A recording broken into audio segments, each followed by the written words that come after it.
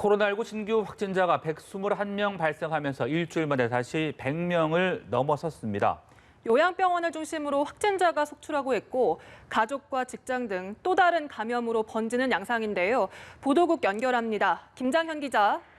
네, 코로나19 신규 확진자가 121명 발생해 누적 확진자가 25,543명이 됐습니다. 일일 신규 확진자는 지난 14일 110명 이후 꾸준히 두 자릿수를 보이다 일주일 만에 다시 세 자릿수로 올라섰습니다.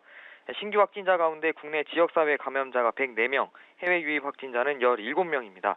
특히 국내 감염자는 지난달 23일 109명 이후 28일 만에 다시 세 자릿수로 늘었습니다.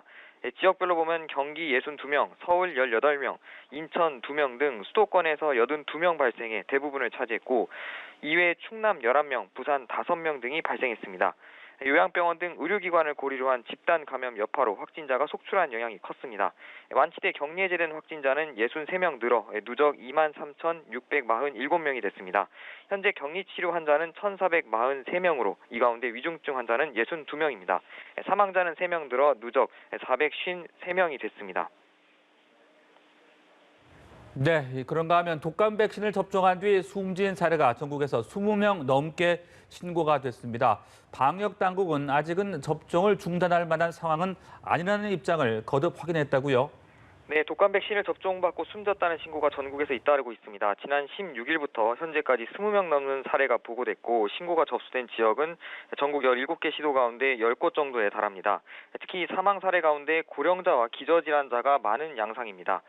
방역당국은 백신 접종과 사망과의 직접적인 인과관계는 확인되지 않았기 때문에 접종을 계속 추진한다는 입장을 유지하고 있습니다.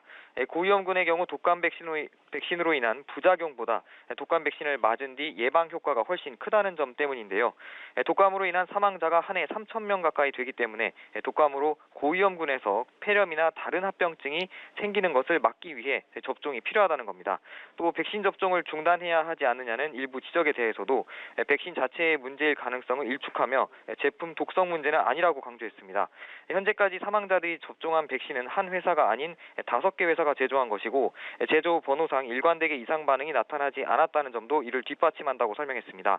방역당국은 사망자 일부에 대한 부검을 통해 정확한 사인을 확인한다는 계획으로 부검에는 2주 정도 소요될 전망입니다. 지금까지 보도국에서 전해드렸습니다.